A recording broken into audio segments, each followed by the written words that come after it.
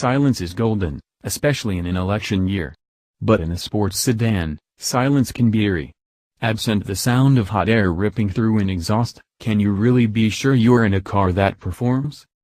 In the case of the 2017 Audi A4 2.0 Quattro, the sound level meter confirms its soft-spoken nature. At a steady 70 miles per hour, the A4 puts out a mere 63 decibels. That's less noise than you'll get in an S-Class, Audi's own A8, and the sensory deprivation tank also known as the Lexus LS600HL. A Rolls-Royce Phantom is quieter, but only by 1 decibel. Point the A4 down a highway and all you hear is a light ruffling of wind, and watch your speed, the A4 is barely louder at 100 miles per hour. Some of the credit for the silence has to go to the new A4's low, 0.27 drag coefficient. But it isn't just the wind that barely notices the new sheet metal, people's gazes will slip right off it as well.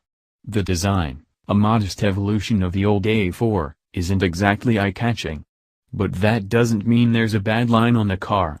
Indeed, there is a great line, a crease that runs along the side and into the shut line of the clamshell hood. At the tail end, Audi has finally figured out how to get its thin band of sweeping LED turn signals past US regulators.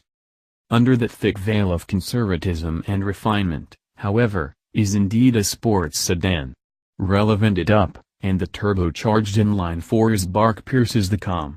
The four-cylinder is a variation of the engine that powered the previous A4, iron block and all, but enhancements to the head-end turbocharger bring output to 252 horsepower at 6,000 revolutions per minute and 273 pound-feet of torque at 1,600 revolutions per minute, up from 220 horses and 258 pound-feet. Snarly yet smooth, the 4 is free of lag and delivers a strong pull from idle to redline.